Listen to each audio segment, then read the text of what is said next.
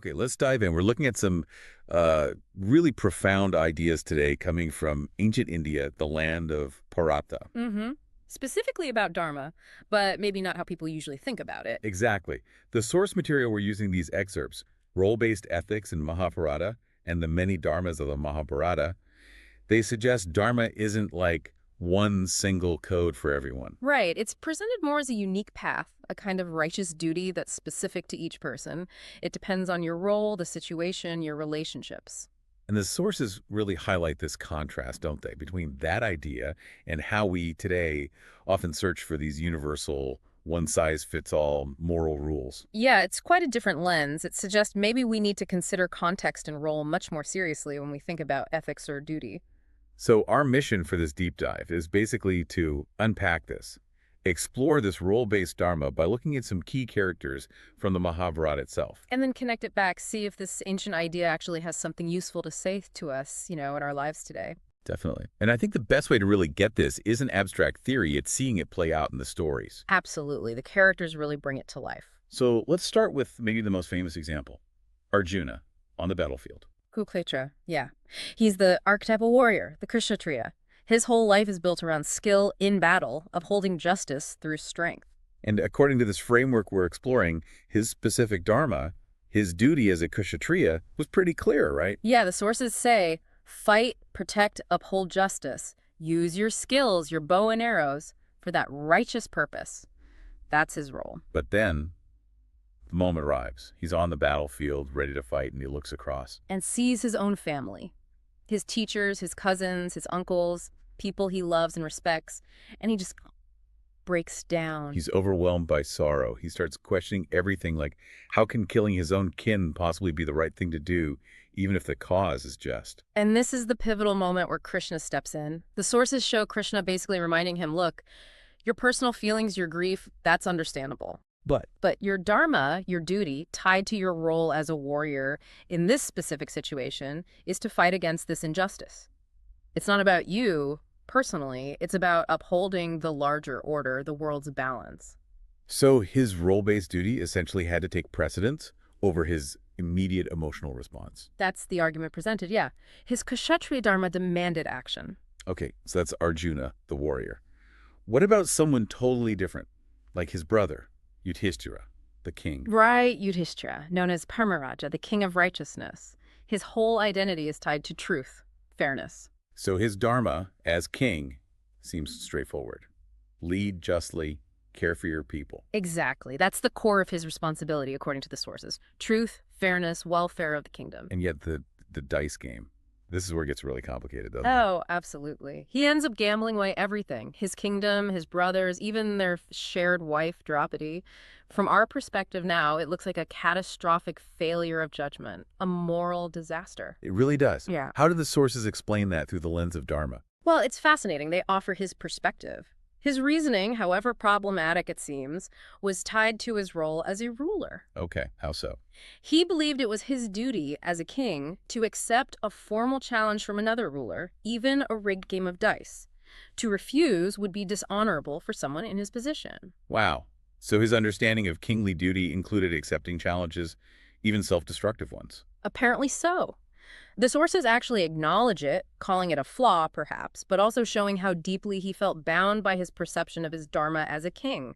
It wasn't just a personal failing. It stems from his understanding of his role's obligations. That really highlights the complexity. Two brothers, two different dharmas, leading to vastly different actions. And then you have Draupadi. Her situation is different again. Multiple roles, queen, wife, but crucially here, a woman subjected to horrific public humiliation. Right. In that same court scene after the dice game, what was her dharma in that moment of crisis? The sources portray her dharma as one of righteous protest and demanding accountability. She didn't just endure the humiliation silently. No, she spoke up.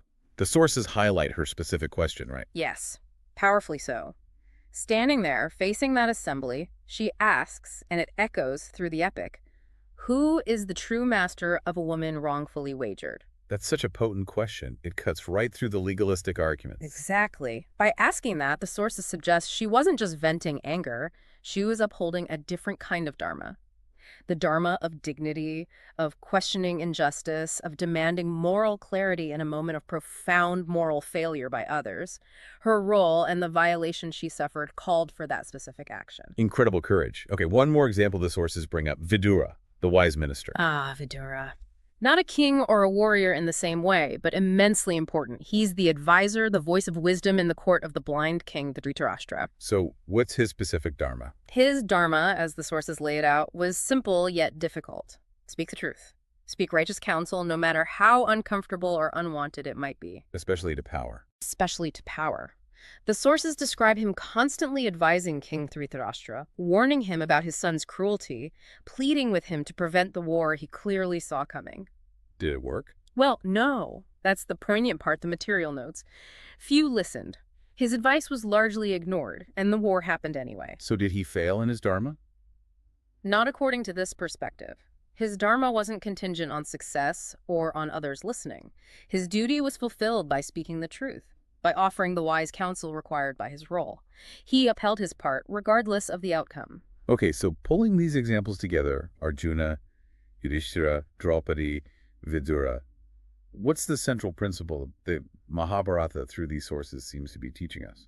The core idea, really hammered home, is that Dharma isn't this monolithic block of rules. It's personal, it's contextual, it flows directly from who you are and what your role is in a given situation. It lives in your relationships and responsibilities. Exactly. As the sources say, it lives in your role as a parent, a child, a leader, a citizen, a friend, whatever it might be. And crucially, what's right for one person in one role might be completely wrong for someone else. Precisely. The sources are very clear on this. A soldier's duty to fight is not a sage's dharma of nonviolence. A mother's instinctual compassion might not be the right guide for a judge dispensing impartial justice. A king making decisions for a whole kingdom can't use the same moral compass as a priest focused on individual spiritual purity. Right.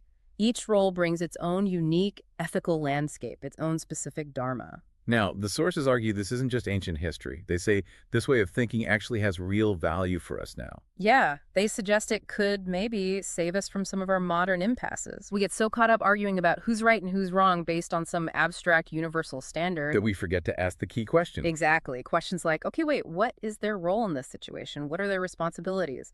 And what's my role? What are my responsibilities here? Instead of just imposing our own perspective or a generic rule onto everyone else's situation.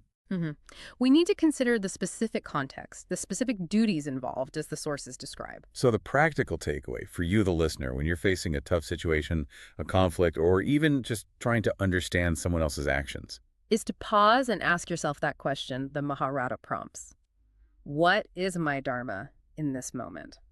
And importantly, this isn't about just doing what's expected or what society says. No, it's deeper than that. It's about looking at your specific role, your responsibilities in that situation, and figuring out what that position truly requires of you based on this framework. Because the answer might be different depending on the circumstances. Absolutely. As the sources suggest, your dharma might call you to forgive someone.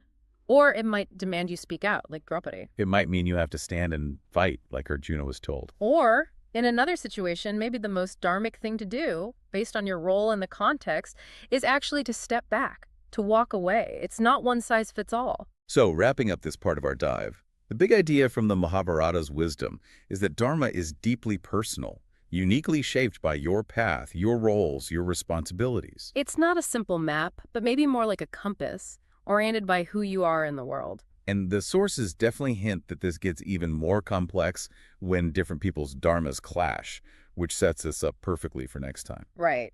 Our next deep dive, we'll be looking squarely at those clashes. Characters like Bhishma, bound by his vows, Karna, torn by loyalty and identity, Yudhishthira facing the fallout. We'll explore what happens when these deeply held, role-based duties collide, and what those stories teach us about navigating really difficult moral conflicts. Yeah, when one person's perceived right directly opposes another's, it gets thorny. Definitely looking forward to that. But for now, the final thought the source material leaves us with, something for you to really chew on, is to take a moment and reflect on your own life. Think about the different roles you play at home, at work, in your community. and then ask yourself that fundamental question. Based on your unique path and those specific responsibilities, what is my Dharma in this moment? It's a challenging question, but a potentially transformative one. Indeed.